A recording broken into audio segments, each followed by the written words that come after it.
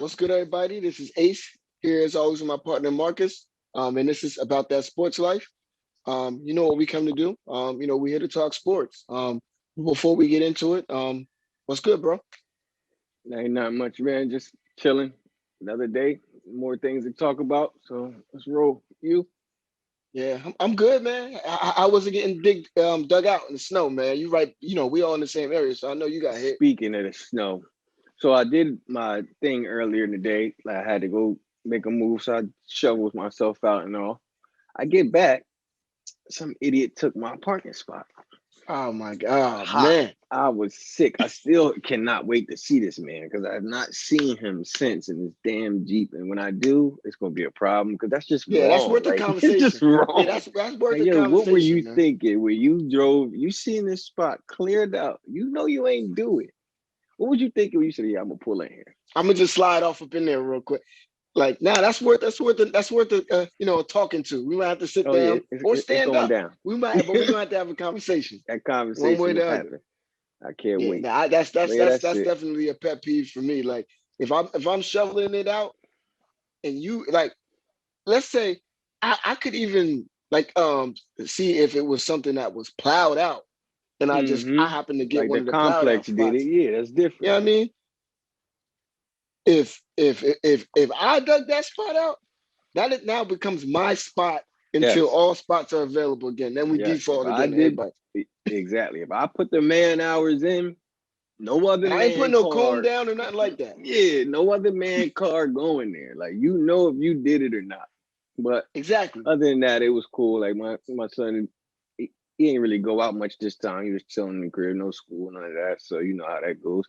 Hey, remember, like when this COVID stuff started, I kind of thought snow days was gonna be a thing in the past, but he still got two Nah, snow days they out of it. still got it. My son had a snow day too.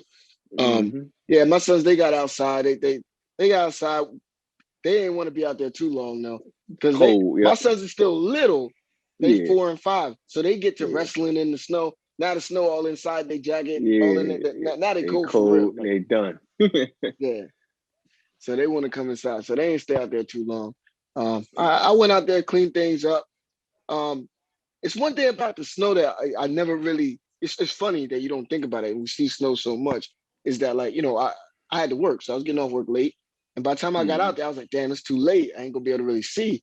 But the the the snow brightens everything up, so it's like Yep. lighter than a normal night when you out there in the Hmm. snow. So Yep. That able to it knock it reflects out. off the clouds and it illuminates, and it's like, yo, it may be 8, 9 o'clock at night, but you can still function like it's 4 in the afternoon. Exactly. Like, But yeah. So I mean, and to me, I always like snow is like a love hate type of thing. Like I like to see it because I like to see that we still have seasons. mm. Because it's been some of these winters where it felt like Yeah, global we warming. just in spring. Is it spring? Is it fall? Is it what is Yep. this? Because but we get a little snow, you dig it out, you be all right.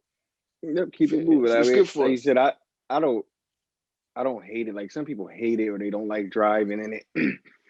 I got a Murano, so my car has 4x4, so I'm not really worried about driving in it. Yeah, me too. And then I like that, like you said, it reminds you of what season we are in. Like, like the way the weather has started to change and all of that. It kind of makes it feel like you don't live in New Jersey anymore sometimes or Pennsylvania anymore Exactly. sometimes when you go a whole winter and you don't even have no real snow. Like last winter, we didn't have a big one like we just had. So like that, it always brings me back. Kind of like I remember I'm a little younger, so you were a little older than me at the time. I remember 1996, right? We had that big Oh yeah. blizzard. Oh Yeah, like yeah. that was one of my funnest weekends ever. Like I was over my Yeah. cousin's house, got snowed and stuck there. Like, and it always when I see a big snow, it always brings me back to that. And I'm like Yeah. nostalgia. And like, yeah, I remember that, and it was a good time, and kids I think that was the enjoying it. first time I actually seen a snow fort. Like they just built an Yeah, you entire could do actual anything. like Yeah, it was over two fort out feet of of the snow. snow. Like, It was yeah. everything. But yeah, that was fun. And that whenever we have a big one now, I always flashes me back to that. But yeah, and it's like when we have those winters where there's no snow or nothing, it's like what will our kids look back on and be like? Hmm. Yeah, I remember when I was outside playing ball in the middle of damn February. Like, nah, it's supposed to be snow outside. You It's can't play no supposed to be ball. snowing. Can't play no basketball yet, but hey, it's coming back, and I think that's a good thing. We don't need it to. We don't need the world to become a point where New Jersey is 60 degrees in February on a regular. We Exactly. do not need It that. doesn't That even feel right. means yeah, that means something's not good. But anyway, let's dive on in. Speaking of things that are supposed to happen around this time next week, NBA All Star. Um, the NBA they actually have come to an agreement with the Player Association and the league to have the NBA All Star game next month. So a little bit behind schedule, like the normal years, but the fact that we still having an All Star game, a slam dunk, and a 3 point is, I mean, that's good news to me, man. It's like that as close to normal as we can get is always going to be good for me. Absolutely, like the NBA All Star game to me, that's the most. That's the best pro sports All Star game out of everything. Like the Pro Bowl is something I fell out of love with a long time ago. MLB All Star Game is pretty good, but they don't have the same It's all about the national home run power. derby. Yeah, home run derby is kind of the biggest thing. Like they don't have the same national power that the NBA All Star Game does, and we know like that's something you don't want to miss any year. Like, and I'm glad that this will be another year where it continues to grow and continues to go forward. It's going to be some young players that are going to get their first nods, and I know we're going to go a little more into that in a little bit. And I'm glad that they got that all straightened out. I know today we saw the first returns from fan voting, and a lot of the guys that are up near the top was kind of what I was expecting. I don't know if you want to go first or who you have as your. I think all right. Let's do this. You go. We'll start with the West. You say your five West. I say mine, and we just go back and forth. Yeah. No. So just so I'm clear, are we saying who we think is going to be, or who we would vote for, who we want to see? Who you voted for? Because I know I always do a vote. Okay. So maybe you didn't Yeah, do I did your a vote vote too. yet. Yeah, I did Yeah, a but vote. I did a yeah, vote. yeah. So yeah. So West, I went Steph and Dame at the guards, and Mm, forwards I went Kawhi, LeBron, and Jokic. okay. So it's pretty much we're pretty much dead the same. Like my guards were Steph and Dame. I kind of had a little back and forth there between Dame and Luca because Luca's having a very good season also. But ultimately, I went with Damian Lillard because I think he has less to work with, and his team has a better record. So that's what leaned me towards Dame. Steph is playing at a not maybe not an MVP level, but an All NBA level for sure. So he was an easy selection for me. And then the front court was the same: Jokic, LeBron, and Kawhi Leonard. I It was a toss up for me between Kawhi and PG. I think they're both playing pretty good basketball, but I ended up going with Kawhi over Paul George. So that we got the same for the West. And then I think when we saw the results today, only thing different than what we had was the fans right now have Luca instead of Dame, whereas we Yeah, both and I had think that Dame. and I think that it's going to probably be pretty consistent with that. I think that, Yeah, I mean, as good as Dame is, and I do consider Dame being, the better player thus far this season. Um, I do think the fans will vote Luca in. yeah. Luca has a whole country behind him, and that's going to be hard for Dame to overcome. But it doesn't. It won't stop anything. Dame will still make the All Yeah, Star team. Like it's not going to of stop anything. course. But all right, I'll go first with the East. With the East, I had Bradley Bill and Trey Young as my backcourt. Front court, I had Joel Embiid, LeBron, and Kevin Durant. I wanted to. I had a battle between Trey Young and Jaylen Brown. Like I really respect what Jaylen Brown's done to his game this year. Like the rise he's made this year is big time. It's actually, as a Sixers fan, I'm a little envious of it because I need my guy then to take that same type of offensive rise, and he's not been able to do it. But we'll leave that for another day. But when I look at it's kind of the same thing with the West. I factored in record. Like Trey Young has his team in playoff contention. Um, kind of not by himself, but he doesn't have nearly as much He's the as lead Jalen guy. has. Yeah, Yeah, like yeah. Jalen has Jason Tatum, Kemba, got some good play from the young kid, Peyton Pritchard, good coach. So that's what made me pick Trey over him. And then Bill, I know this they right now they're the lowest record in the league, but the way he's playing, record goes out the window. When you average 35 points per game, you need to be a lead starter in the NBA for me, an all star. Yeah, yeah. I mean, I respect it. I went a little different. I got Kyrie and Jalen Brown starting. And then I went in the front court. Now this is gonna be my Celtics bias. I went Jalen Brown. I'm sorry, Jason Tatum, Embiid. I'm drawing a blank. Durant.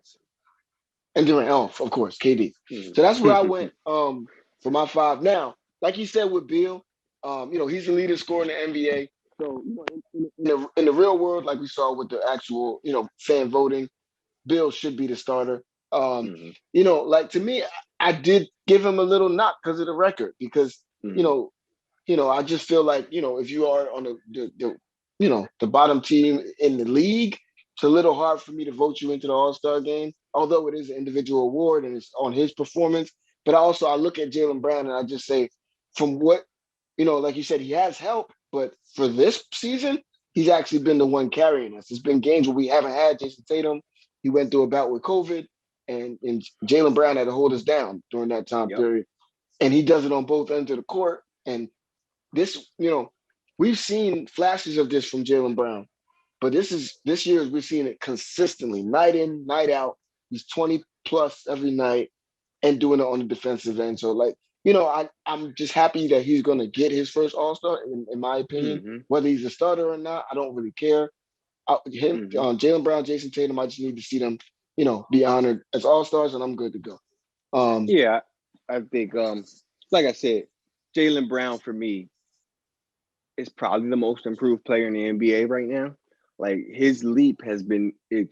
I'm not going to say it's been unprecedented or unexpected, but his leap has been something where you're like, okay, he's there now. Like he was a top three pick, so we all knew he had big time potential. But it was always thought that his potential was to be a big time defender and more of a transition offensive type of scorer. You know what I mean? Like we did not know he was going to grow into a guy that could give you 25 points, most of it in a half court set situation.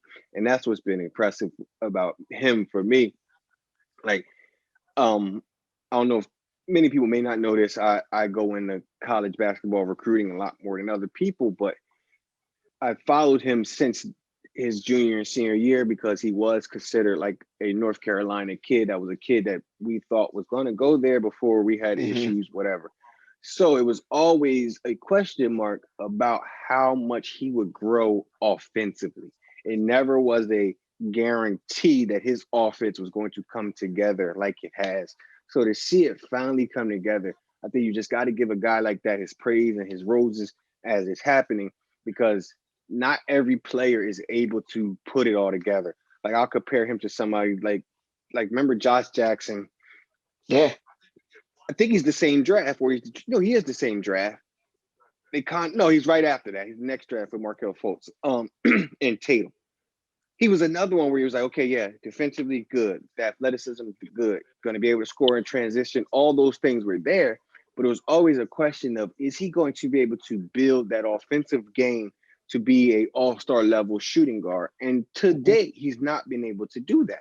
Whereas Yeah, you look at Jalen Brown, it's yeah. all coming together, and man, he looks like another he looked like a different player this year. And no, I didn't vote him in my top five. And like I said, it was a struggle between him and Trey Young. But I think it would be a true travesty if he was not selected to the team. And I think that's something we won't even have to think about. I think he'll definitely be. Doc looks like the Sixers will probably be the coaching staff because they lead right now in the East. Yeah. And I can't see them not putting him on that team. Yeah, I mean, like I said, to me, sometimes people do the once you do the work, it's almost like it's gonna come to you. So, and I Exactly. feel like he did the work last year. It just so hmm happened that last year was a tough year to make it as a guard. Um, other really good guards got left off. Like you got a guy like Zach LaVine this year who Yes. probably should be making it, and Yes. he may not make it this year. Yes. But it's like, Mm-hmm. but kind of what you were saying about Jaylen Brown coming out of college, and it's funny. It's like the same profile.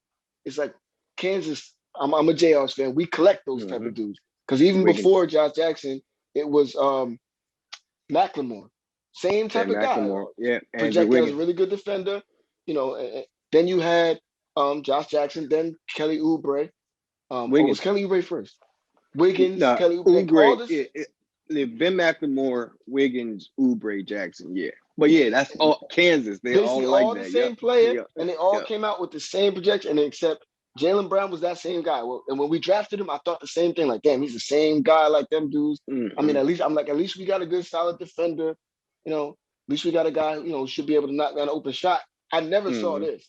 Never Never. saw it. And I really attribute it to his not just basketball IQ, his IQ period. He's a smart Yes, guy. he's a yeah. And Yes, I he is. think Yep. that his intellect has allowed him to he applied that to the game of basketball. We're seeing what happens when you apply that level of intellect to the game of basketball. Because even if you watch his game and where he gets his shots, the way he gets his shots and the way he uses his athleticism, he's becoming a very efficient player.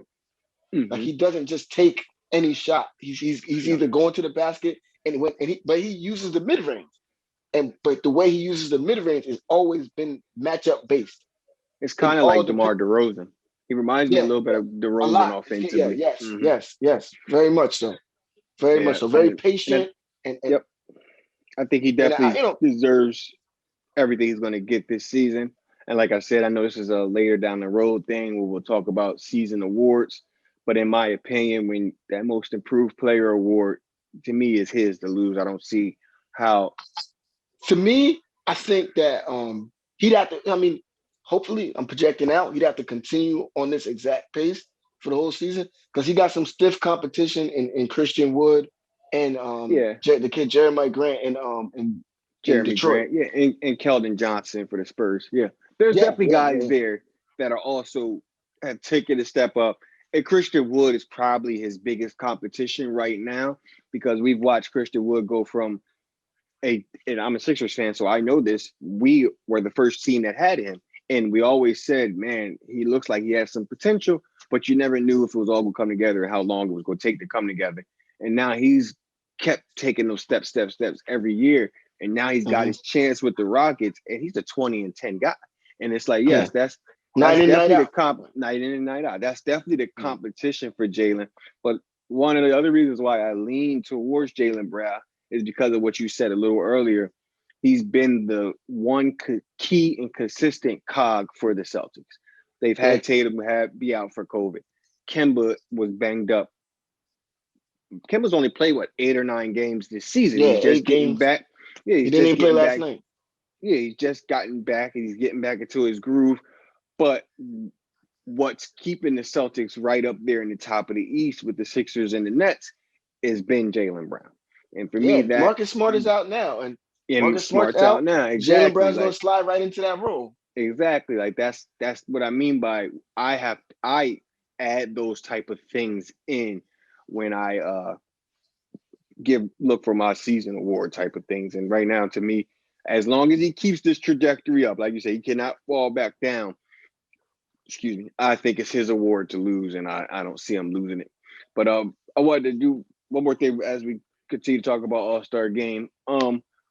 Let's just name maybe some bubble guys that we think should get a chance to be a reserve, but might not.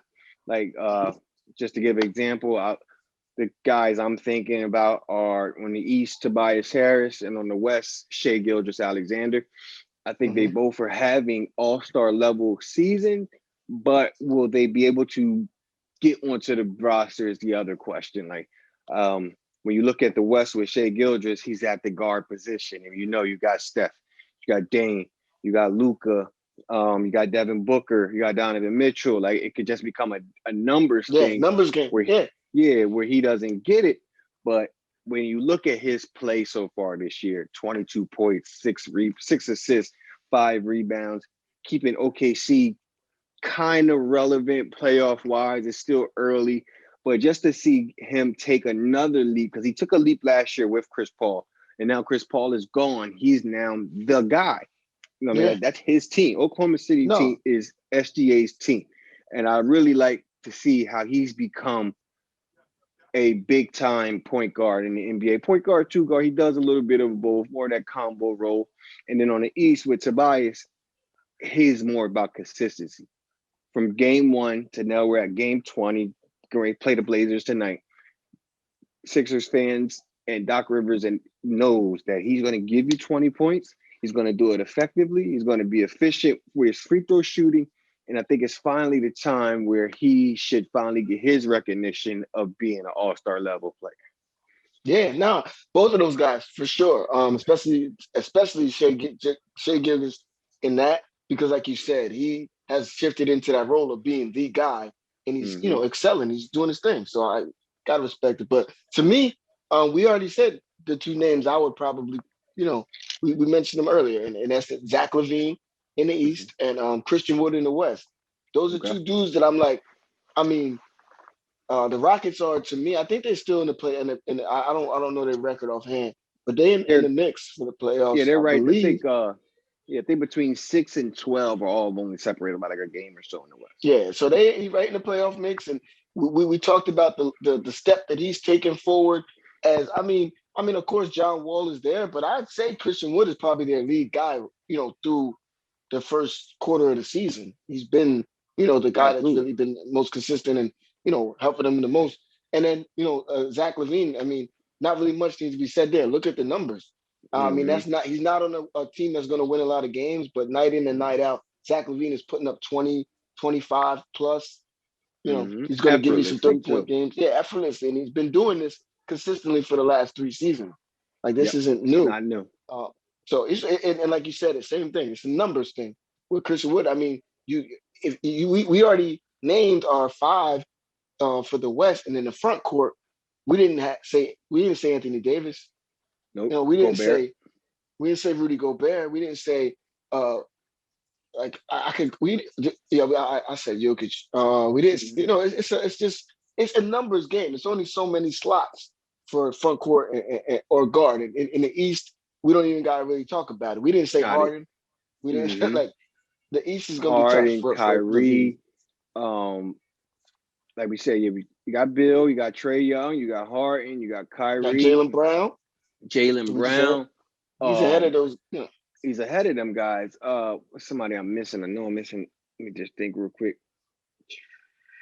Yeah, the I'm more you missing think about it, the somebody. more names is gonna just come because they're there. The names are there because in the East you got Oh, Drew uh Holiday. Um, I think Levine should be ahead of Holiday, but I'm just saying he's just another even guard that a guy like a Colin Sexton, a guy with a couple Sexton's been 40 getting point games buckets. under his belt. He's been getting buckets. You all. Russell Westbrook is in the East, Yep, Russell Westbrook. I was going to averaging a say, triple double. uh, Kyle Lowry may not be there this year, but you still have to. Him and Fred VanVleet are still going to suck votes from the Yeah, situation. Like, yeah, like the guard position on both the East and the West is extremely deep at this point in his career.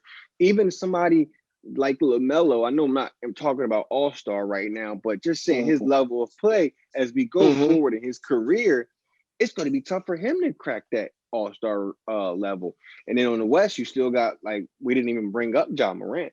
You know what I mean? Like yeah. that, we didn't even And talk about Jai John is Morant. in the mix vote wise right now. Yeah, yep. Chris Paul. We didn't talk about Chris Paul, and Chris Paul, honestly, just as much as Devin Booker is, Chris Paul is just as impactful when it comes to where Phoenix Yeah, is yeah, right for now. sure, for Oh, sure. I know we forgot. I know who I was messing on the East. Jimmy Butler. Jimmy Butler on the West in the front court. Back to that, you got Zion. Didn't say Zion at all. Not Brandon Ingram. Brandon Ingram. Like it's gonna be tough for It's some of deep. these It's deep. because the thing about it is play wise, Zach LaVine should be an all star. Christian Wood should be an all star. Tobias should be an all star. Mm-hmm. Shea but name recognition wise, and by name, I'm not even just talking about the fan vote because then it comes down to coaches and players. And what Mm-hmm. coaches and players thinking, how are they going to overlook Zion? Like how do Yeah. they not put Zion on the All Star team? How do you not Yeah. How do you not put James Harden? I mean, of course James Paul Harden's going to be in there. George. Jimmy Butler. I mean, how do you not? Hmm. Like, so it's going to be tough for some of these guys that are still Like, making a name for themselves. That's why I mhm. worry a little bit about Jalen Brown. I'm almost positive he makes it just Nah, because of he's how getting it. Yeah, much Jalen's everybody's got it. talked about it. Yeah, But Jalen got it. Tatum is going to get the name recognition as far as you He's think of the first. Celtics. It's going to be Tatum. But then, I I think they mean, both make it. But he's first in terms of name recognition, and he's slightly better. But if we're yeah, looking he's a at better it player. strictly this season, if we're looking at strictly these first 20 games, it's Jalen Brown.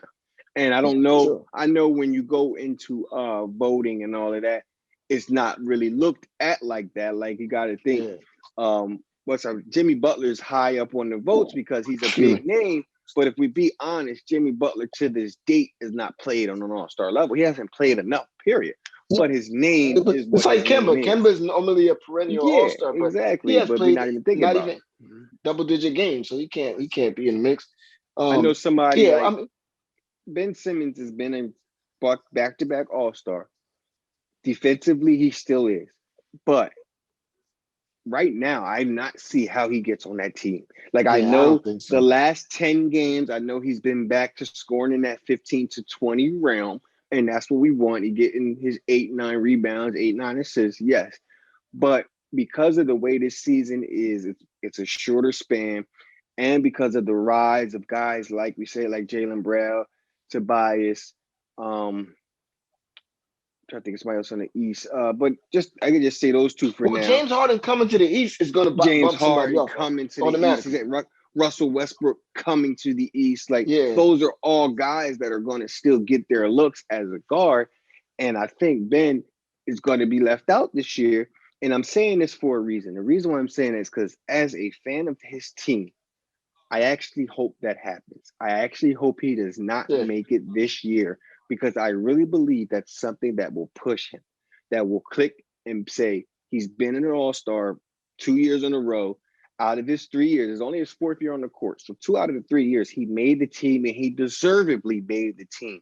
So for him to come into year 4 and not get it, I think that should light up in his head that, hey, bro, you're not taking the same rise some of these other guys mhm, are. yeah, yeah. It should. It should have that effect. Like, I mean, look at a guy. Look at Jalen Brown. Like last year, he That's the felt like one. he was supposed That's to the make one that it, he has and to be now this year compared he's to. making Yep. sure. So Yep. And then not we'll even see. that, like they're from the same draft class. And I know Yeah, if you remember, like I think it was maybe not last yeah, I think it was last year, it was a little before the bubble, if you remember. The rookie y'all had the light skinned kid, Grant Williams, right? yeah, Yeah, he wasn't shooting. And I remember Jalen Brown made a little joke like, hey man, you look like Ben Simmons out here. And I'm just saying, like, that's just something. Him and Jalen Brown have always had this little pissing match about who's better and whatever, yeah. whatever.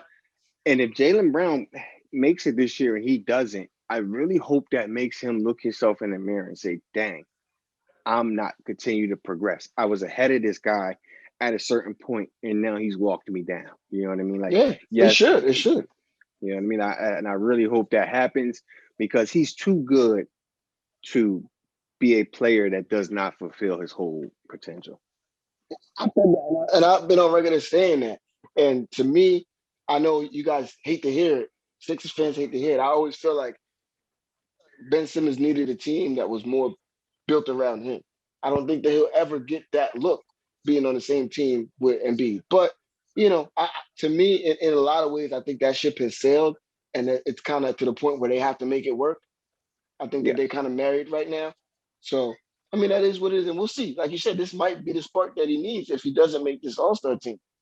yeah. Because I remember people have always said, like, kind of like you just said, they always say, oh, Ben and Embiid don't fit. And I always rebuttal, maybe it's not the perfect fit. I can agree there that it's not a glove fit. No.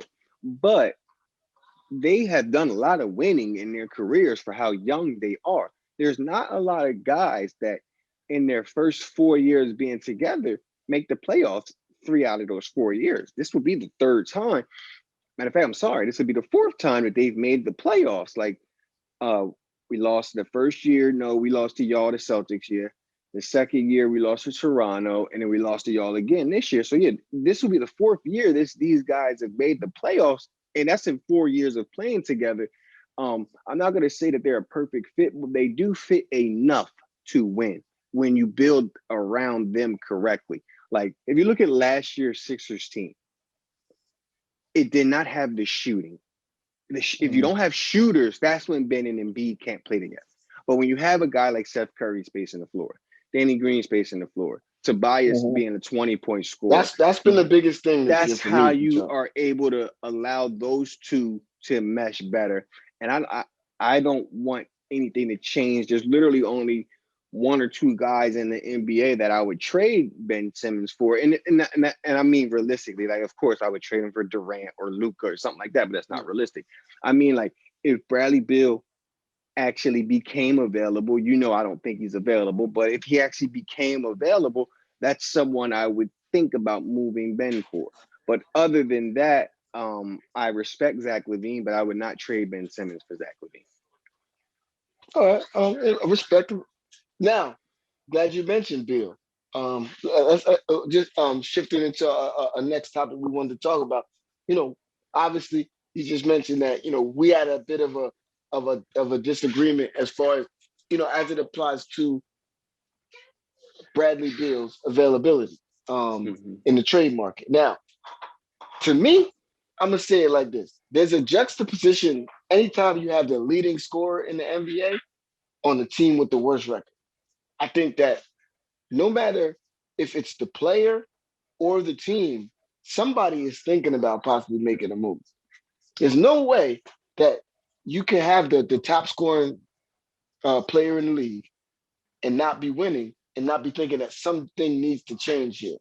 Like somebody has to think. Somebody has to. The light bulb got to go off in somebody's head because either on one end you're the player and you're tired of losing, or on the other end, you're the team and you realize, yeah, we're losing. This isn't working, but we also have probably the best asset in the league right now as far as someone that we can move and bring in, trade value. So, we talk, and I think that our discrepancy or where we differ was that, you felt like Brad Beal has not requested a trade or is not forcing his way out. He's not acting out a Mm-hmm. la a James Harden, and the team Mm-hmm. hasn't expressed that they want.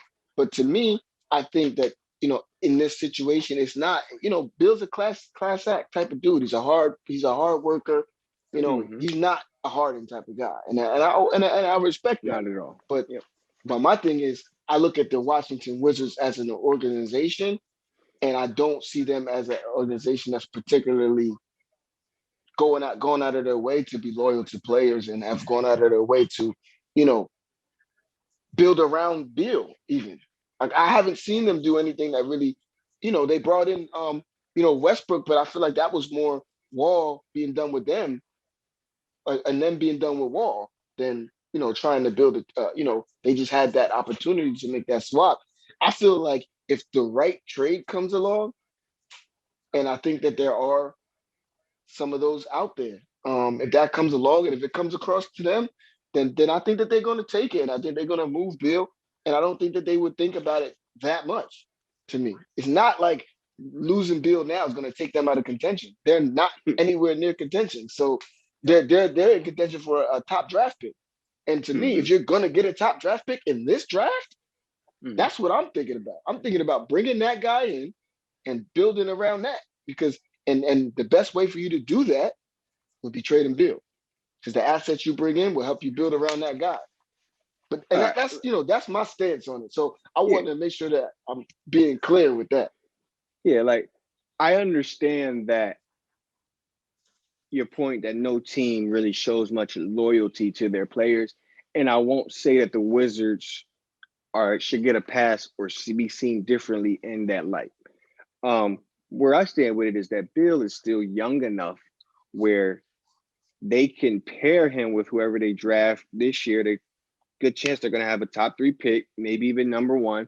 And we all know like the main guys in this class are Cade Cunningham, Jalen Green, Jalen Suggs, and those are all combo guard type of guys. And I believe they fit with Bill without an issue. And that's why I say I think that unless goes out his way to force a deal, I don't think they move him because I think they see it as we could become something still with Bradley Beal intact. Like we already know, trading Bill, it's going to be hard to get back a player on that level. No, you may get a solid package, but can you get a guy that's as good as him to build around? And I don't think you can. You maybe could get a guy like Ben and Jalen Suggs or Ben and Jalen Green. That's a nice young duo to build around. I will never discredit that.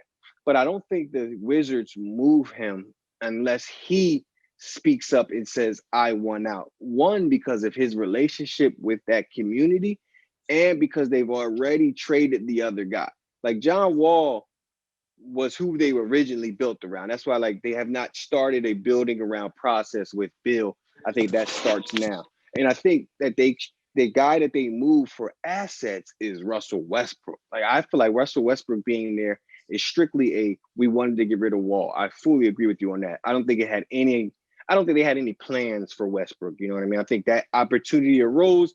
They wanted to get out of the John Wall situation. They did it.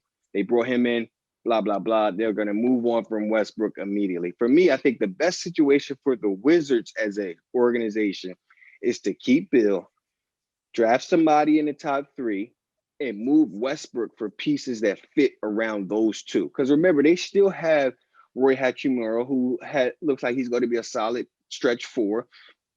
The guy they drafted this year, we have not seen anything from Dene Advaja.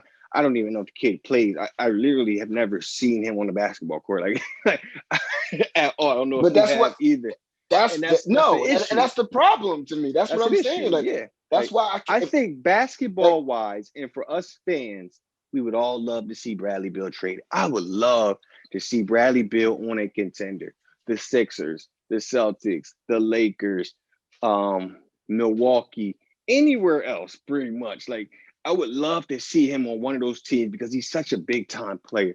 We both know that. We both know that he's probably one of the top five best scorers in the league. He's right up there with the well, Hardens and yeah, the Durants. You know what I yeah. mean? He's right there, the Steph Curry's. But I don't think that's a guy you trade unless he forces his way out because he's that special. I mean, like I said, I take nothing away from Bill. You know, he is a special player. He's to me right now a top 10 player in the NBA Mm-hmm. overall. Period. Right now, I mean, if we go right now, of course, because he's the top scorer and he's you know he's a two-way player. He's a tough defender. Absolutely. I Not would bad at never all. Yep. take that from him. You know, but what I would say is this: to me, it's about the package. It's about what would come back. And like you said, you know, you said things about him off the court. The Wizards won't bat an eye. They won't lose a wink of sleep if they trade him about any of that stuff. It's gonna all come down to what they can get back. And like you said, if they can get a Ben Simmons back, I'm talking draft picks, I'm talking, other young players, then they're gonna do it Mm-hmm. because just like you said, Brad Bill fits the timeline. Ben Simmons fits the timeline better. Yes, he does. He's younger. He He's just fits it better. 24. He's gonna I be a think better Bill's look. 27. Mm-hmm. And you don't lose name recognition. You bring it in Ben Simmons, and you're trading out. And then another guy, if they don't want to trade him in the East, I look at the Nuggets. The Nuggets to me is the perfect opportunity because the Nuggets is a team that have made it to the Western Conference Finals, and they have not made that move yet. They have Yes, yet they to have not. really Mm-hmm. make a move to they everything is through the draft and growing their team. They're in a prime position to make that move. I mean, you could put a package together with Michael Porter Jr., Gary Harris, and you throw your first rounders in there, and boom, you got a better situation to bring in that. Because although I think Michael Porter Jr. is really really good and going to be really really good, I could see him being a great number two to Cade Cunningham, like you said, or Jalen Green. Like that's that's the type of package I could see Bill getting moved for. Um, and I don't think that Washington would think twice about it, to be honest. I think that they would do that and it would benefit both parties. I think either him going to the Sixers or him going to the Nuggets would benefit um the Wizards as well as benefit Brad Beal because I feel like Brad Beal deserves better. Like he Yeah, deserves to no, we be agree on that part. Bill on the team that's definitely going to compete. deserves to be on a better team. There's no dispute on that part. I think our dispute is just where the Wizards stand. I think that's more of what our difference is. Like you feel as though if the best offer comes in, they're going to take it regardless. I feel like they. I mean, I don't think anyone could argue. Let me slow that back a little bit. If they get blown away by an offer, yes, I think they would eventually have to do it because if not, you're kind of doing your franchise a disservice. But if you're not blown away by an offer and Bill doesn't force his way out, then I don't see why And I they would agree with move. that. Yeah, You and know I what I think mean? that's Like, where we do agree. I don't think that they are looking to trade him actively, but I think that offers will be coming in because of how he's oh, playing and they've where they already are been in the coming in. Yeah, standings. That's why I think that offer could come. Like those, I just put two packages together that I think they would take. I I believe that think if the those Michael offers Porter. came, You sorry, so your Denver one. You said Porter Jr. Of course, picks. Who's the other? You need two more people to probably make the money work. I say Gary Uh, Harris. Gary Harris can make the Gary money work. Harris, Gary Harris is making Porter money. Jr., Gary Harris. I don't know. You probably need somebody else. Because remember, Bill You just can even signed put that. Will Barton. Throw Will Barton in there. Hell, Yeah, because Bill signed that super max. That's all I'm kind of thinking about. I don't yeah, know Harris's contract off the top of my head. I know he doesn't make chump change. Probably makes in the 15, $16 million yeah. He range. signed, so he's making at least Yeah. 15, 18. And then Yeah. you got Porter Porter Jr., Jr. who was a still on his rookie deal. So that's probably like 5. That's 20. Barton is probably like 8. That's like 28. They would probably need one more, but yeah, that it wouldn't be hard on the Nuggets end to get the money yeah to work make that that without a work. I feel problem. like that They'll get if that done. The question would be at that point, do the Wizards see Porter Jr. how me and you kind of see him? I think we both see him as a guy that is on a trajectory to be a Tatum type of player. As yeah, long as he can stay healthy, his offense is already there. It's more about him staying healthy and more about him learning more of the game and keeping his endurance up about him making that next leap. Now, if the Wizards see him that same way, yeah, I could see them maybe being very interested in that deal, especially if you line the first round picks up the nice way. Because if you put Bill on that team, if you got Jamal Murray, Bradley Bill, and Jokic, those are late round, first round picks. So you got to add yeah, multiples. It's going to yeah. be It's gonna be a more. lot. It's going. Yeah, Yeah, it's but going they to have and to that be kind of equal to what Brooklyn had to do with the Rockets thing because the Rockets are getting a lot of picks. But what makes it even for the Rockets is because they're getting picks to a point where there's a chance that none of those 3 guys will still be on the Nets when the Rockets are still going to be getting picks from them. yeah, exactly. But yeah, And like there's gonna be something like that with the Nuggets. Like they're gonna, it's gonna be a bunch of first rounders. Gonna be pick swaps. It's gonna be something. It's gonna be a huge deal to move him. But I just feel like yeah, oh there's yeah, a couple teams out there with what it takes. It's a couple teams out there with what it would take to move him out. uh, what about this team? And because I would love to see. I don't know how much it would fit honestly when I more think about it. Phoenix, like say Phoenix came to them with a package of Mikal Bridges, Cam Johnson. Um, nah, you can't do it without putting Aiton in there. Yeah, I don't think Phoenix does it Yeah, only because I think that they could put the package together, but I would think it would take too much out of them to put the package yeah, together, yeah. and they wouldn't. Because Like Denver, I matter of say fact, hold on. because You they got could. to. I got it. CP3 would be in it because of money and because he's an expiring deal. The Wizards will be able to get out of that contract quick. So think about that. CP3, Mikal Bridges, Cam Johnson in the picks could be something that entices them. I think your Nuggets offer is stronger, just because of Porter Jr. does have that next leap he could take. Mikal Bridges he's good, but there's probably a plateau for him. Yeah, he's on. Yeah, Another team is the Atlanta Hawks, where you could go John Collins. I know they would probably want to keep him, but if you're getting Bill, you got to let somebody go. yeah, Maybe he's got to go. base it around John Collins, um, Kevin Huter, Cam Reddish, and they would keep DeAndre Hunter. It's either one or the other. It's either you're giving up Hunter or you're giving up College. You're not going to be Yeah, able to keep both. And Hunter is another one of those players that I think a lot of people are not noticing the leap he's taken this year. I mean, he's he's up to hurt right like now, right? He's hurt right now, right? yeah, he just got hurt. Yeah, Yeah, but he just got hurt. But he's yeah, up to 18 points a game. He was shooting 41% from 3. Like he really starting to look like the player that they took sixth overall. Like, because when Mhm. they picked him that high, people was kind of like, whoa. But then as you see it coming together, you're Yeah, like, oh yeah, he fits he's one of those perfectly guys that's taking with those that steps team. faster. And that's something that I think is a lost art in drafting. We can have a whole hour talk about that. Yeah, Is people I want to feel rush like people everything are not really projecting these players out, and they just looking at what they are when you draft right them. then But and there. like I said, we could talk about that another Yeah. time. Once the Um, draft comes, we'll go into that one because that's a topic I'm very intrigued by because, like you said, people get so lost in that type of stuff and wanting it right now, right now, right now. It yeah, don't work it's like like that. you got to look at what these kids could Hmm. be. Like, but anyway, yeah, like I said, I do think the offers are out there. It's a team, another team that I've looked at is Toronto. I think I could see Toronto throwing Siakam in that deal, no problem. I could see them throwing Siakam in that deal, no I can problem. see them doing that, but I don't know if I see the Wizards being intrigued by it. You know what Well, I I'm mean? not Because saying it wouldn't just be Siakam; it would be a lot more. But I could yeah, see oh, of course, you gotta put them, OG in that. yeah, that they're not reluctant. I don't think that Toronto would be Masai would not be reluctant to throw Siakam in that deal. And I think And Siakam, honestly, did OG, you see? Because I kind of think if Masai did that, Masai would be doing that because he's going to Washington after this.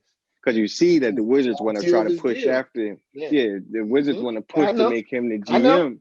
So if you see that trade coming, that's a little backdoor move. Yeah, that's it. But that's what I'm saying. Like, I'm not saying that Bill is being a distraction. He's not forcing his way out. He's doing what he's supposed to do. He's playing. He's keeping his head down. He's putting his numbers up. And but I know there has to be a part of him that also would wonder. Gotta wonder if I could get to one of those teams. You know what I mean? But he's the type of guy that's gonna want to do it there. I'm not, I'm not Yeah, saying that at that's all. and But that's where I'm at. I think he I wants to don't be the think that guy that that brings them team back. I don't necessarily know, like you said, from their draft moves and their trade moves, they don't strike me as a team that's preparing to build something for anytime No, soon. yeah, That's they look like that's they're what makes me think about Bill possibly moving. Because like you said, the kid Denny Avdi, okay, he might be good. I don't know, but they're not playing him. They're not yeah. Right showing now, that I he's don't know. I have not seen anything like, and I know early on with Roy Hachimura, they didn't really put him out there early either. They allowed him time to grow and get used to the NBA. Um, so they may be having the same plan with this kid, but Hachimura this year is actually showing that he's a solid player. I don't know how yeah. high his ceiling is, but he's a solid NBA player. He can shoot the three. He's pretty active on defense. Like I do think they're going to end up getting a check mark for that pick, but it is more of a long term type of thing when you look at him. Definitely when you look at the kid they just took. Because honestly, if I was them and I'm going backwards to the draft, and I don't usually like to do this looking at things in hindsight because it's not fair to the team, honestly. But if they knew they were going to trade Wall, right? If they knew that was happening, I think I would have looked at taking Tyrese Halliburton, you know what I mean, and having him as my young guard next to Bill, and he could have came off the bench because he's coming off the bench right now for Sacramento. You could have brought him off the bench for a year with Westbrook, and then once you moved Westbrook, because I telling you, I'm sold that Westbrook will not be a Wizard for long. You know what I mean? That's an in and out type of thing. Yeah. Halliburton would have been I somebody wouldn't that you could imagine. have grown and him and Bill could have built a nice backcourt, or even if you eventually move Bill, Halliburton and a guy like Cade Cunningham or a guy like Jalen Green is a nice young backcourt to build on. But that's not what they did. And I think maybe in the future, them and the Knicks may be kicking themselves for not taking Halliburton, Yeah. No. And I think Halliburton is especially just the one Knicks. name. You could throw other names out there that your boy Maxi. Maxie, yep. Cole Anthony looks like he's He'd have playing. been Mm, he'd been a better pick for that. It's a few guys, but like I said again, I don't they with that pick that they took, they didn't strike me as a team that's trying to get better right now. They strike me no, as a team that's he looking at. definitely is a long term thing with him. And I So know all this right, draft class was a up and down one, so maybe they felt as though like we don't see anybody that's going to give us immediate impact outside of like the Lamellos and the James Wisemans. mhm. Maybe that was their thought, but if I if I have that thought and I'm thinking long term, I have to look at the whole picture. And me, Halliburton, and Bill would have been like, that's the ideal situation. Wizards didn't do that. That's why they're the Wizards. so we can move on. I think that they're going to do some more wizard stuff before it's all said and done. But let's switch gears. You know, we can Big only game. avoid the NFL, but so long. Yep, the Um, big one. we got the big game coming up this Sunday. Um, but before that, we had some light fireworks, light pregame fireworks. This past week, we had a big trade. Matthew Mm-hmm. Stafford was traded to the Rams for uh, Jared Goff. And pieces Two first went round both picks. ways. Yep. Yeah. So Yep. um, Stafford and a third round pick went to the Rams, and the Rams gave up Jared Goff and a 2022 and a 2023 first round pick. and that's For big. That is big. That's not a mm-hmm. throwaway. I kind of No, made they it gave up sound a like it lot. was light, but that's a lot Yeah. to give up for, almost a like for like swap. Um, and I mean, my thing, and the biggest takeaway I have of it is, well, I have probably maybe three takeaways. My biggest takeaway is that the Rams, for sure, gave up on Jared Goff. Like they didn't believe Absolutely. in him, and they didn't believe that they were going to be able to win. You don't make this move if there's anything left there for that guy. Number two, um, is that they must believe, let me not say they. Sean McVay believes that Matthew Stafford is a Super Bowl winning capable quarterback because there's only one more step to go. Like Jared Goff was their quarterback in the Super Bowl 2 years ago, so he is a Super Bowl quarterback. He took you to the Super Bowl, but so you in order to make that move, there's only one step up from there, and that's you know to win the Super Bowl. So that's how they feel, and then my third takeaway of it is that I don't. Well, I'm trying to find the best way to frame this. I don't know if you're going to be able to say a winner of this trade, Mm-hmm. unless Jared Goff does not work in Detroit. Like say, all right, if this trade all right, there's only two ways you could say is the winner in this trade. I'll say the Rams win the Super Bowl next year, or Mm-hmm. Jared Goff flames out and they either get rid of him or trade him or whatever. Those are the only two ways we really would know because if Jared Goff goes on to have a 5-year career with Detroit, whatever he does, playoffs, no playoff, whatever, or Matthew Stafford goes and is very competitive, but never makes or never wins the Super Bowl there. How do we tell who won this trade? Like, how do we It's a know? wash. Yes, it's like that's what I'm saying. It's a very thin margin on this trade. Like it's very thin margins on what the real outcome is going to be.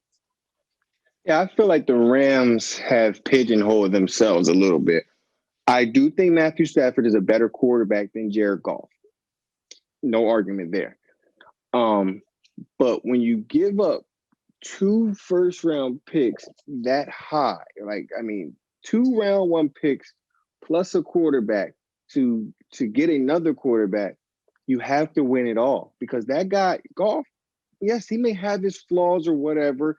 He may not be quote unquote a true franchise quarterback or whatever they want to say, but that team got to a Super Bowl with him. You know what I mean? Like you already know that formula can work. Like I don't think anyone can say that the Rams didn't reach a certain level simply because of Jared Goff. I think there was multiple reasons why they lost this year. One, the Packers were just better than them. Yeah, That's one of the reasons. Like, now when I do think they are a team that if Stafford plays his best football, that he could carry them to that next level to get back to the Super Bowl. I do think that's possible. But at the same time, Stafford is a quarterback that has been awfully injured. So if Stafford gets hurt next year, right, and say he plays 7 games, it doesn't matter what Jared Goff does for Detroit. They won because they're going to get two yeah, first that's true. round picks regardless. Like if Yeah, that's Stafford true. gets hurt next year, right? and then the Rams end up going 6-10. Now that's like the 13th pick in the draft. The Lions get that pick. So Jared Goff for me is like not even a part of the equation when I come to grading Yeah. this trade. It's more about, can Stafford win a Super Bowl? And if he doesn't win a Super Bowl, how south does it go? Because if it goes very south, they're going to end up giving the Lions 2 premium picks. And we're going to look back at this a couple years from now and say, this is why you don't consecutively give up round 1 picks. See, like, for me, it's not just, I don't just look at this deal as a one thing deal with the Rams. I kind of look at everything they've been doing these last 3 years, and they're betting everything on Super Bowl, Super Bowl, Super Bowl. They traded round 1 pick for Brandon Cooks. He's not even there no more. They traded 2 round 1 picks for Jalen Ramsey. That's a fine move. Jalen Ramsey is actually worth that. I have no problem with that. But now you give up another 2 round 1 picks for Matthew Stafford. That is 5 years of first round picks, right? For 3 guys, 2 that are there now.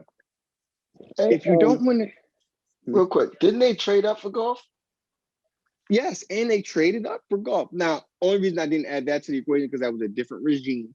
Like that was before McVay and Sweet and all them. That was Jeff Fisher era. So I kind of left that to the side. But like if they're doing everything to win a Super Bowl now.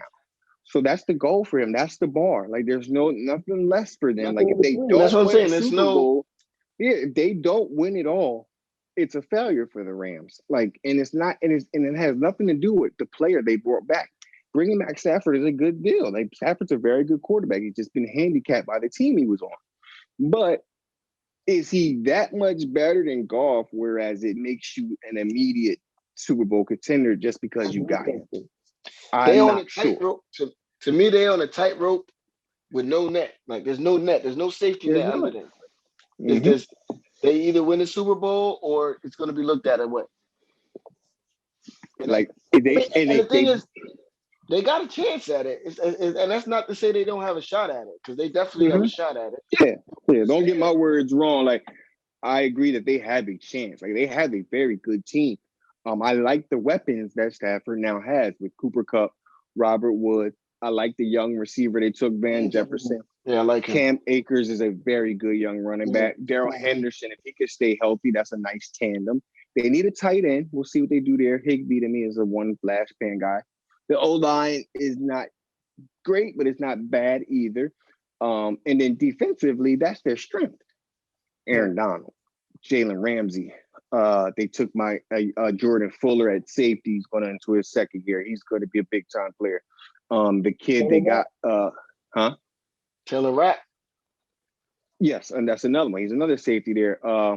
John Johnson is there. Then they got is a linebacker that they got. He might not be there. Okay, so he probably will be there. But is the line? They got the linebacker from the Browns. He got drafted by the Browns. They let him go. I think his last name is Floyd. I think so. Leonard Floyd. Yeah. And he's one of the linebackers there, and he had 10 sacks this year. Like their defense is ready. Their defense has always been ready. A top 3 defense in the league. Yeah, I mean, we go back to the Super Bowl against the Patriots. That defense played well enough to win. It was the offense that let them down, and more so, it was the coach that let him down. He did not. He kind of folded up against Belichick.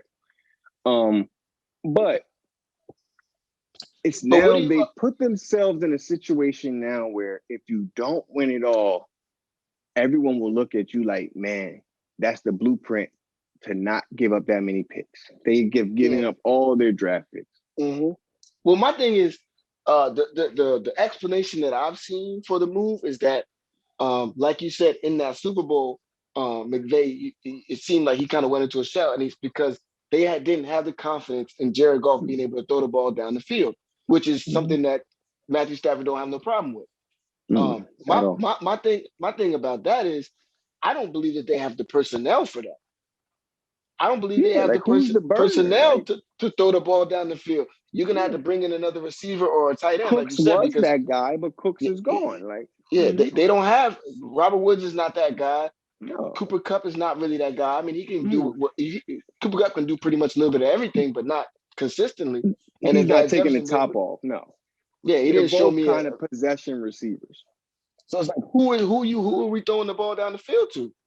That's the Hmm. only thing that like when I heard that I said it makes sense to get Stafford if that's what you want to do, but I'd have to see another move for that to really look like something that makes sense to me. But we'll see. I And mean, now we'll definitely.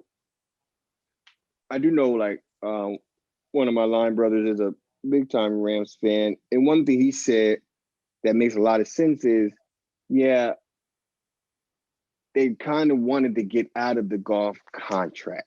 You know what I mean? Like it's more of that's why they Yeah, gave up as much as they gave up. You know what I mean? Like they felt as though, yeah, golf is solid, but he's not what we're paying him. So for this 1 year, they're going to take the hit financially, and they take the hit giving up the pick, but they feel like going forward, it frees up so much money yeah. because one, Stafford makes less, and two, Stafford is not under the same deal for as long. I think he only has 2 years left, Two more maybe years. even one Yeah. year left, 2 more years left on his deal.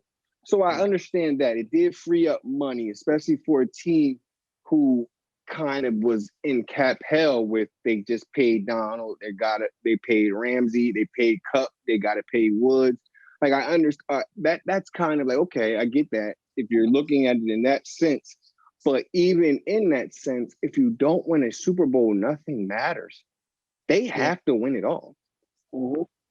I mean, that's that, and that's it. Like, there's no in That's between. it. Nothing else signifies any type of progress or you know It's the any same type thing of accomplishment. as the Bucks. It's the same thing as the Bucks. Like we looked at the Bucks when they got Brady, and everybody said the bar is this. You know what I mean? For me, the bar was just making the playoffs because they had not done that in a while. But people will always say, well, when you get Brady, it's Yeah. Super Bowl or bust, But and they but got that there. So trade, we all look at that no. as But as in hindsight, that trade has reset the bar for trading for a quarterback. If you trade for a quarterback, or if you're a quarterback signing to a new team, that's the new bar. Because Brady just did it. He just showed that you can Brady. be a quarterback with no offseason, new coach, new system, new receivers, and you can go straight to the Super Bowl. So now that's the bar. Well, a lot of Like people don't. if We should not compare. You don't want to get into comparing yourself to the goat. But yes, that's no, but remember, yeah. I know I what you mean. mentioned, Yep. I mentioned before the possibility of Aaron Rodgers being traded. Obviously, it doesn't look like that's the case. But say if Aaron Rodgers Yeah. was traded, that's the bar. Oh, facts, facts. If That's it. Aaron Like, Rodgers was dealt, I'm gonna just use the Cowboys as an example. Just an example. Not that I think this is gonna happen or anything. But yeah, if Aaron Rodgers was traded to the Cowboys and he had CeeDee Lamb, uh, Amari Cooper, Zeke, um, the O line is not what it used to be, but it's also not terrible. They gotta win it all after you've seen Brady leave and go bang ASAP with the same type of weaponry. That is definitely where the bar has been set. Like Brady and the Bucks have set a new precedent. And I think it's kind of under the same because the Rams have been trying to do what the Eagles did. Like before the Eagles won in 2017-18, we made a lot of free agent and trade acquisitions. Alshon, Brandon Brooks. They mhm. traded for Jay Ajayi. They brought back Malcolm Jenkins. They brought back Nick Foles. Like they did a lot of things, Rodney McLeod. Like they did a lot of things in that one off season that ended up propelling them to another level. And I feel like the Rams for a few years now have been trying to duplicate that. And they kind of have done it. They got there in 2018-19, but they didn't win it all. And now I'm starting to think they're going too far with it. You know what I mean? Yeah, It's it at might some be. point where you have to pause and just build from within. Yeah. Well, I mean, we're gonna see. I mean, like I said, there's only one way to find out, and we won't find out until about this time next year. But Yeah, if they playing in this one, they got it. let's talk about the game this Sunday. We've talked about a lot of things surrounding the game, but now it's that time now. So it's time to make the predictions. What we think is going to Sure. happen. What you think is going to affect the game the most. Let's start with that. Um, we got the Chiefs, we got the Bucks. Um, what would you point to that you think is going to affect the outcome of the game the most? The Bucks pass rush.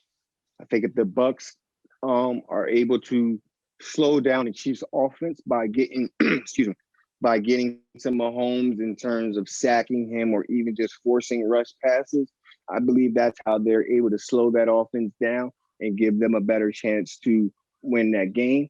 That for me, that's the number one thing for them to win is the pass rush getting to them.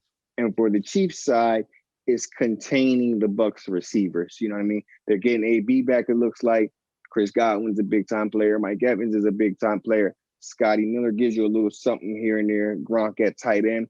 If the Chiefs are able to contain those guys to more of a possession chunk play, like getting yards and increments type of thing, instead of getting the big plays like we saw against the Packers where they hit Scotty Miller for that touchdown right at the end of the quarter. And that was something that really flipped that game. You know what I mean? Like if the Chiefs secondary is able to contain those guys, that's how they pull it out. And if the Bucks defensive line and front seven is able to get pressure on Mahomes, I think that's the difference maker for them. It's funny you say that, and those are all both definitely good points, and I think that's definitely going to be factors. But my point is almost the exact opposite, the other side of what you just said. Like for me, Mm, for the Chiefs, I think their biggest weakness is going to be that offensive line. Those injuries to that offensive line, like you said, against that pass rush, that's the only thing that mm, has me a little worried about. I mean, and that's literally the only thing I'm really worried about. Is that can that offensive line hold up to that pass rush? That's literally my mm, biggest thing. Now, the thing I think that will help is having Andy Reid on the other side, on the sideline, because I feel like Andy Reid has had 2 weeks to know that he wasn't going to have that offensive line and to plan around that. So I expect to mm, see a lot of those jet sweeps, a lot of screen passes, a lot of those things that they already normally do very well. I think that's really, and then every once in a while you're going to have that big shot. But I think it's going to be a lot of that now. And on the other side, I think that it's the the Bucks secondary. I feel like because of the explosive plays that the Chiefs can have, and those Tyreek Hill and Travis Kelce being game breakers, absolute game breakers. mm, Those are the two.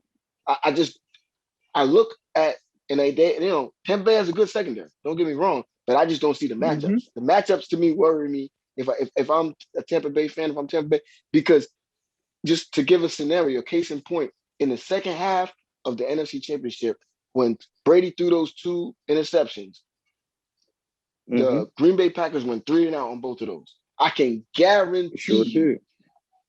if Chiefs ain't if having Brady throws, if Baby throws the ball, turns the ball over, it's not going to be 3-and-out. They're not going 3-and-out, it. and Agreed. they're putting points on the board. So like I said, that secondary is going to have to step up to me. I think there's going to be several points in that game, and that secondary is going to get tested. Those to me are Yeah, the I agree with two that. biggest points. And like I said, it's almost a mirror image of what you said, except the opposite side of it. Yep. Um, Opposite side. Yep. Now let me ask you this. Now we know Andy Reid has already won a championship. He played. He had another one with the Eagles, even though they lost it. Where is Andy Reid placed in history if they're able to win this game? in the fashion in which I think that they have to win it, I think he's got to be right up there. He's going right up there with your Belichick's and um, I'm just trying to think of the other names. I mean, it's not that many Lombardi. names. Yeah, Lombardi, Yeah, but it's and then Lombardi, it's Belichick, and it's Nolan and Bill Walsh. Walsh. That's what I'm thinking about. Bill Walsh is the name I Mm-hmm. wanted to pull out. It's Walsh, Belichick, and then he got to be right there. He's got to be right there. Um, he's in that spot where Pete Carroll would have been in had he ran the ball instead of passing. Like that's Mm. where you at now. That's where you at now. Yeah, if he can pull this off, and especially beating Brady, beating the first team to ever play a home Super Bowl, the Mm-hmm. pandemic year, yeah, all of that is going to factor into that legacy. So I feel like, yeah, Andy Reid, if he can get this one done, he puts himself right where he should be. To me, Yeah, I think I'm kind of within the same realm. I always thought that Andy, because we didn't win the Super Bowl with him with the Eagles, how successful he was as the Eagles coach, I think kind of gets overlooked just because he didn't get a ring. But the dude went to 5 NFC championship games with the Eagles. This is now 3 AFC championship games with the Chiefs. That's 8 championship games, right? This is now his third Super Bowl appearance. And if we be real, it should be his fourth. Because if we all go back a couple years ago against the Patriots, they had beat them. But then D4 got called for offsides, and that's what changed the game, allowed the Patriots to go on. So for him, when you talk about 8 championship games, 5 on one side, 3 on the other, and you talk about taking 2 different teams to the Super Bowl, potentially now winning back-to-back Super Bowls, beating like you said, the first home team, beating Tom Brady at home. All those things, when you add it all together, I think. Oh, also, is you have to look at the type of quarterbacks he's developed. He developed Mahomes into the best quarterback in the game right now. When he developed into Donovan into one of the best quarterbacks of his era, he changed Michael Vick from a playmaker to a real quarterback when he got to the Eagles. Like all those things, when you factor them in, I don't think anybody can question his greatness. I don't know if he'll be able to become number one or number two just yet because of the amount of rings Walsh and Belichick have, and also with Walsh not losing. I think those are things that are going to keep him a little behind those two. But I do believe winning this Super Bowl is going to cement him into that top 3 realm, and there's nothing that can in the happen conversation. going forward that pulls him out of that. You know what I mean? Like if they never go to another Super Bowl, but they win this one, that's it. That cements him as one of the best 3 coaches of all time. And I know I get a little amped up talking about him because to me, that's my first coach. You know what I mean? Like as I was growing up, that's all I knew. Like I remember we had Ray Rhodes right before him. I remember that as a kid, but Andy's my guy. Like that's Eagles, everything I know was under Andy Reid. And then just knowing how many people of color he has given opportunities. You know what I mean? He's just a different type of guy. Like there's really no red flags in his character. And because of those things, man, I'm rooting for. Matter of fact, I won't even say that. I rooted for him big time last year. I'm actually rooting for the Bucks this time, but the reasoning I'm rooting for the Bucks is because I have personal connections to Chris Godwin, and I would love to see that kid get his first ring. But other than that, if Andy could do this, man, it's just I think the world will finally see what I've always seen, as he's one of the best coaches to ever do it. Yeah, I don't think that you could really argue it if he was this. I don't Nope. think it's an argument against it. Like you said, you got Walsh who never lost it, Belichick who's done something that I don't know if ever is going to be done again, but Yeah. Andy would be right there with those guys, like you said, for sure. And, I'm looking forward to seeing it now. Okay, so my last thing, and then we gonna move on to our last segment here. Mm-hmm. Who wins the MVP, and how do they like? What do they have to do to win the MVP? Like, who wins it, and what would they have done to win the MVP? Okay. Um, I'm picking the Bucks right now to win. 32-27. And like I said, some of it is because of personal bias and want to see Chris, win. But I believe if that outcome happened and was 32-27, that means that the Bucks offense was putting up a lot of points. And people would think that my next thing would be that Brady would be MVP, but no, I think it would be Leonard Fournette. Because for the Bucks to win, I think Fournette has to have a big rushing game. They got to be able to control the clock. Like if Fournette could run for 120 yards, maybe have 60 receiving, 2 touchdowns. I think that's the type of game he needs to have for the Bucks to win. Like I really don't see the Bucks able to win without them being able to control the clock with the run game. Mm-hmm. Yeah, I agree. I agree on that one. Now, it's worked out well because I'm going with the other side. I got the Chiefs winning, and I think it would be Travis Kelce. I think it has to be Travis Kelce. I don't think Mahomes can be the MVP and they win. And that's just because I don't think that he's going to be able to throw it around the yard and do the things you normally see. I think he's going to have to. I don't know that Travis Kelce is something that they can take away. Um, Mm. like if Or it try. was if it was Brady with the Patriots, you know what Belichick is doing. He's doubling him all day. But I don't know that Well, the I don't know if that they can do that. I don't know that they can. I don't know that the Bucks can do that. I don't think they have the personnel with the other weapons that Mahomes has at his disposal. So I do think that it's going to have to be Kelsey, and I think that Kelsey is the one person I think can really put the stamp on the game on the game, and take it in his own hands and dominate. I don't even think that Mahomes can do it this time. I think it has to be Kelsey because I don't think that the running game is potent enough to carry them anywhere. I think yeah, they that it don't would have have to one. be because Kelsey is the one that can bail Mahomes out short yardage and also take the top off and do things down the field. And when they get in the red zone, that's who he's going to be looking for. I feel like in every phase of that offense, Kelsey is going to Mhm. be that one guy that's going to always be something that Mahomes could do. I think that it would have to be Kelsey to me. Yeah, I mean, Kelsey is the best tight end in football. There's no arguments about that. And he's a mismatch. He's a matchup nightmare for pretty much every team in the league. I think the Bucks will attempt to have Devin White on him at some points, but honestly, the only way you control Kelsey is by having a corner or a safety try. And when I look at the Bucks secondary, Antoine Winfield Jr. is very good, right? But he's 5'10", 5'11". Kelsey 6'4". That size difference is going to be a problem. And then if you try to slide Sean Murphy Bunting over and put him on Kelsey, that might be a better matchup. But then you're leaving someone like maybe Mecole Hardman, or they say Sammy Watkins could be back this game. You're leaving one of them on maybe a nickel corner or a safety. So I agree that it's kind of hard to eliminate Kelsey with the Bucks personnel unless Devin White is able to do it himself.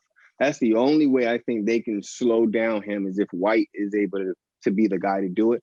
But at the same time, if you're gonna have Devin White on him and that's his focus, that takes away from that pass rush. And the pass rush is what I think is their biggest advantage. Because of one, like you said, the Chiefs have some injuries on the O-line. They just lost their left tackle in the AFC Championship game. And when we look at the Bucks front seven, that's their strength. You got, Shaquille Barry, Devin White, Ndamukong Suh, Jason Just Pierre-Paul. got Vita Vea Like back. that's Vita Vea. Yeah, man, that slipped my head. Yep, they just got him back. Like that's their strength. So you want to attack that way instead of trying to allow them to play coverage. So yeah, I think Kelsey's definitely a big time difference maker in that game and is somebody that could swing it. So I know I said my prediction was Tampa 32-27. What's yours? I know you said Chiefs, but let's get a score. Good. Now this is the tough one because it's like I think it's gonna be a 3-point game. Um, Hmm. and I'm like, to me, it's gonna be into the 30. I think the first team to 30 is almost like where I would say it. So I would probably say, you know, 31-28, 31-28 Okay. Chiefs. It's gonna be, and I see it as Oh, the I see it almost similar to what happened last week for both. Is I think that the Bucks are gonna come out of the gate. They're gonna frustrate the Chiefs, and Brady's gonna be able to do orchestrate the offense the way he wants. I think the Bucks go up early, but then I think it's with the Chiefs. It's almost always it's just a matter of time, and yeah. literally it's gonna be a matter of time. Will Mahomes have enough time to catch up? And that's all it really is. If he has infinite time, then he's going to catch up. It's just a matter of if he's going to have enough time to catch up. And I think I believe he will. I think the Chiefs are gonna win it. Two straight, and it's not outside the realm of possibility, of course, that Mahomes is the MVP because if he does the Oh, of type of course, things yeah. that Mahomes Quarterback. does, yeah. But I just think that Kelsey is the one that can break the game open. If anybody can do it, and I thought you might have said AB on because I feel like AB is a guy who on the other side who could actually break the game open too. If if if if, Yeah, if, I if agree he's with that. healthy, I agree that AB could definitely be a problem. But for me, like I said, I don't see the Bucks able to win the game unless they control the clock. And you Yeah, got to no, do I that through agree. the run game. I mean, that's Yeah, why I I went agree. with Fournette, and I will be putting in multiple anytime touchdown bets for Fournette uh, come Super Bowl Sunday because I think even if he doesn't get MVP, even if they don't win the game, he's going to He gonna score. score. Yeah, he's gonna He's been on score. he's been on a tear. Like he's honestly, this is the best Fournette's look in his career. Yeah, Like the last yeah. 5 or 6 games, he has looked like a top 5 pick. Like he has looked like the guy the Jag. Like he wasn't bad with the Jags. He's never gonna act like he's a He was bust. He wasn't a bust or but nothing like they that. didn't have enough around him for him to be good, like this Exactly. level. I also think they didn't use him correctly because if you look at the Bucks, they're throwing the ball to Yeah, him they a do throw it lot to him. more Yeah, than the yeah. Jags ever I did. didn't even You know know what I he mean? had And I that. I think didn't know he had that. exactly like I think I knew he had it because I think he was able. He's a running back that I think was able to do everything, but I did not think he could do it to this level. Like to Yeah, keep it real, he kind of looks like one of the dual. He looks like a Le'Veon Bell dual threat type of running back in this offense. Like they yeah. don't remember. Like Ronald Jones was okay. Like he's not bad. He's a solid player. But now, like Fournette is what made them Super Bowl worthy, in my opinion. Like he added that extra dimension that Him in they that needed. pass Like rush. if you, that pass work, yeah, they pass rush is the real deal. But I think the pass rush was there pretty much all year. Like when Fournette took that next leap, I feel like that was when the Bucks took their next leap and became what they are right now. And that's why I lean towards him. But like I said, I really would love to see Chris Godwin have a big time game. That's my Neil's younger brother, so I always support him. He went to Penn State. That's my school too. Not my school, but my football school that I like. So I want to see him have a big game. But that's me speaking with my heart. I'm being honest. Like me picking Tampa and anything is just my heart. My brain, my football knowledge says Chiefs. Yeah, like I said, that's what I'm going with. It's just, yeah, like you said, you kind of want to not bet against Brady, especially after we just seen what he did. But to me, like I said, if the Super Bowl is basically infinite amount of time, you can't bet against Mahomes. I think Mahomes is going to put up as many touchdowns as you need. But Yeah, and that's what you we said. seen Mahomes. We've seen Mahomes do something I don't think we've seen from other guys. Like just look at the last 2 playoffs. There's been multiple games where they were down double digits and they Multiple erased it like touchdowns. it never Yeah, happened. Like it never happened. And you see the end of the game and they win by 12. You're like, wait, they was down 15 at halftime. Like they're never out of the game. And that's why like you have to eat the clock with them. You have hmm to win the only clock because way. It's the only way. if you don't, he's going to beat you. It's kind of just like Brady. Like, because I go back to when the Eagles and Patriots were in the Super Bowl. We remember we got that strip sack, right? And I'm like, we were only up 5 points at that time. So it was a big strip sack. But I said to everybody in my house, it's not over unless we get a touchdown. Because then he can't come back. Not enough time to get the points. We only got a field goal, right? And it made it an 8 point game. And that whole time until it hit 0-0, I always thought Brady was going to be able to bring them down the field and tie the game. And I think It's all that's the the same time. It's thing with him versus Mahomes. time. Yeah. Yeah, it's him versus the time. Like if we don't get that strip sack, I'd be real, we probably lose the game because Brady would have had too much time to go score a touchdown. Like that's what you have to do with those type of quarterbacks. Like the Bucks pass rush has to get home because if you don't get home, Mahomes is going to make the plays to beat you. You know what I mean? And in Yeah, the offense, exactly. they got to eat the clock. They got to eat the clock on offense, and on defense, they got to apply the pressure. Now, one more thing, I know we're getting close to move to the last subject. Do you think his sorry, hello, you see me? Yeah, yeah, you're good. Yeah. All right. Do you think his concussion is going to have any effects on him currently? Mahomes? Mahomes, that is. Not at all. Yeah. Remember, he No. got the concussion Yeah, yeah, a yeah, couple weeks yeah. ago. I know Yeah. it's past, Nah, I but think he's that's fine. always something that lingers. Yeah. Okay. Nah, I think he's fine. I think health wise, he's fine. I don't think that. Now, could it be something where, like you said, with that pass rush, if they get to him and if he takes a hit? I could see that being a heightened concern.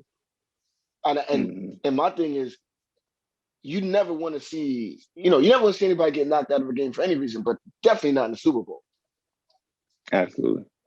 And that's the only other thing I would Absolutely. say. But I don't think, as he stands right now, as he plays right now, no, I don't see the concussion playing a factor at all.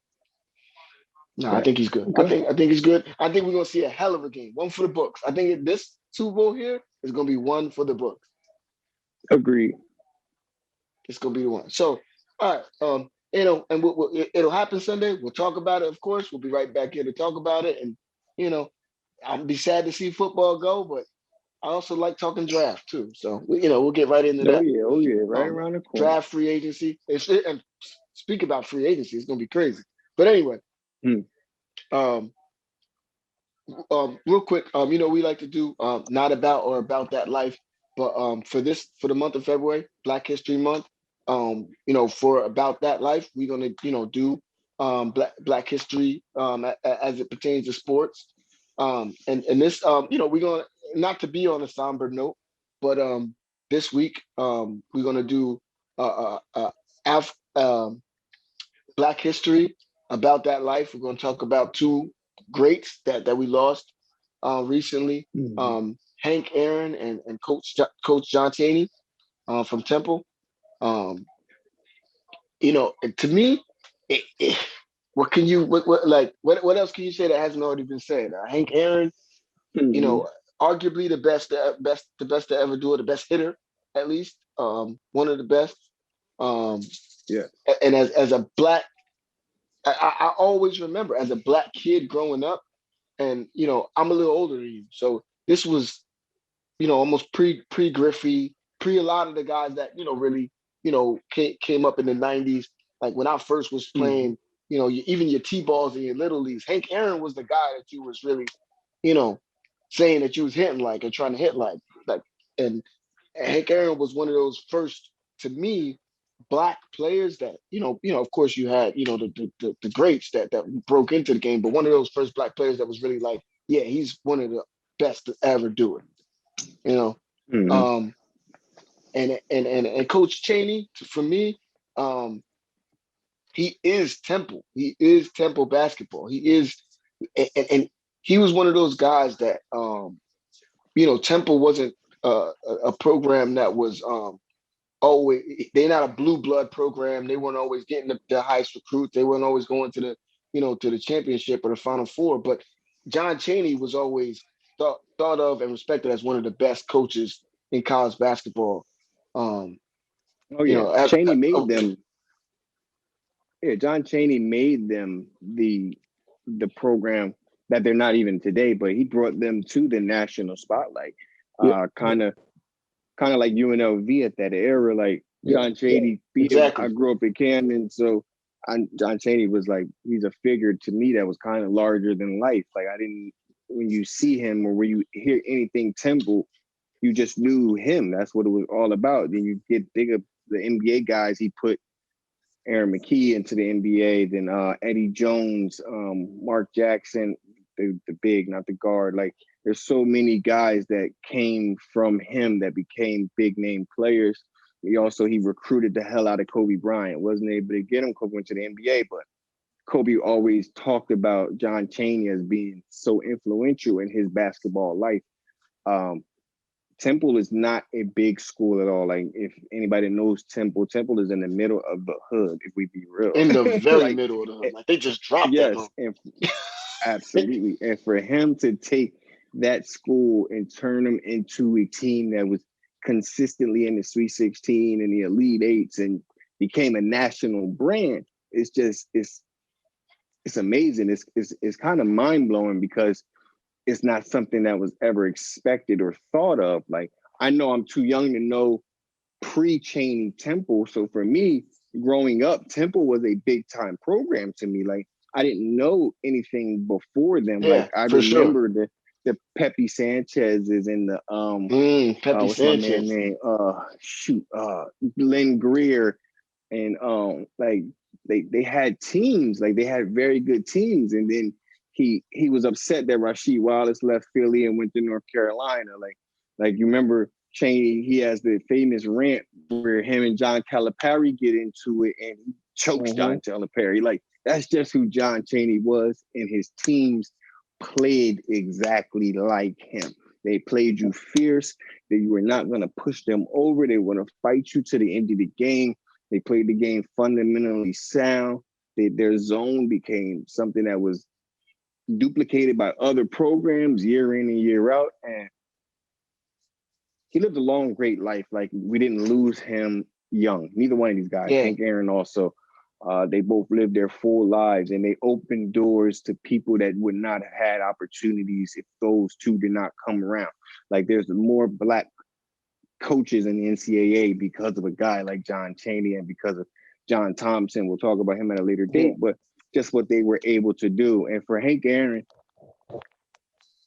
he is baseball, like black baseball. Like, yes, you do have your Satchel Pages and all Jackie Robinsons who broke the color barrier and all of that. But when you think of the first black athlete that became a face of the sport, that's Hank Aaron, that's Willie Exactly. Mays, that's those Mm-hmm. type of guys. Like Hank Aaron was, to some people, they feel like he is still the home run king. Like when, because I watched something, this is before he passed, and they were talking about how they had to have police and escorts around him when he was about to pass Babe Ruth's record because so many Yeah. people were like, yo, we cannot have a black guy as the home run king. And when he did that, it was kind of like I've read, because of course neither one of us was here or pumping at that time. I've read that for black people that were fans of baseball, Hank Aaron becoming the home run king was just as big as maybe Obama becoming the president. Yeah. Like Yeah. baseball is America's pastime. That's Yeah. I America's can number believe one it. sport for a long time. Like it's not that anymore. They've dropped down, but at a point they were so big that no one could imagine a black guy being the home run king. They did not even Yeah. think that was physically possible. And for it to happen, it's amazing. And it's just rest in peace to two legends, two guys that we probably would have spoke about this month, even if they didn't pass. Unfortunately, they've passed and they've moved on. But like I said, neither one of them left us unfulfilled. You know what I mean? Like their lives were lived and they were lived to the fullest, and their legacies are going to be something that leads on forever. Like But yeah, no, um, I no, think for our sure. Not to kids cut will you off. Yeah. know Hank Aaron Yeah. and Yeah. John Chaney. Like they're just too big of names to not. Yeah. They ain't faded. Like you like one thing about John Chaney. You mentioned John Thompson. Like they had me thinking when I was growing up that uh, Temple and Georgetown was black colleges. Like Absolutely. I just felt like that because you know how big those figures were for those basketball players, and that's what I knew of college back then is sports. So I saw John Chaney, I saw John Thompson. Yeah, oh, those are black colleges. Those are the schools I wanted to go to growing up. Um, and then later on, in his career, he went and coached at Chaney. So that was also something big too as well. Sound like Are you good? hello. Yeah, you hear me? Yeah. Okay. Yeah, Yeah. I was just saying Yep. Like you that said. Yeah. late.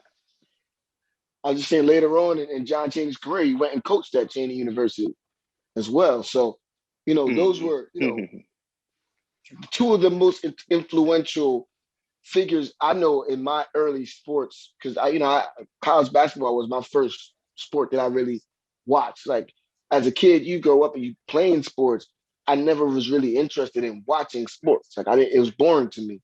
I always wanted to play. College basketball was the first sport that I ever watched and and to me it was I think even then over the NBA it was the personalities and two of those personalities were John Thompson and John Chaney. That's what really drew me to college hoops. Yeah, we're gonna wrap it up there. I think we're able to touch on everything. Just want to thank everybody for checking this out, man. I really appreciate y'all tuning in with us. We'll be right back. Again next week. We got a lot more to talk about. We'll recap the game, as well as more info on All Star. I'm sure. and we'll talk about whatever happens. It's something new every week. So really Of course. appreciate y'all checking us out. Catch us next time. In the meantime, join in on the conversation. We're gonna be on social media, Twitter, IG, YouTube at About That Sports Life, ABTDATSPRTS, Facebook under About That Sports Life.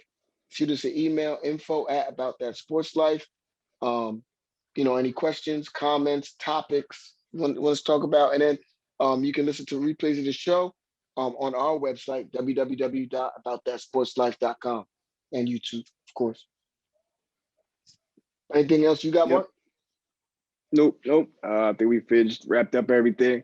I want to lastly just say again, rest in peace to John Chaney and Hank Aaron. This person is not sports related, but I want to give her a shout out too. Rest in peace to Miss Cicely Tyson. Oh yeah, sure. Yep, just that's all. And uh, Talk about Black History. appreciate everybody that appreciate everybody that watches us and supports, and continue to do it in the future. All right, later, man. Peace.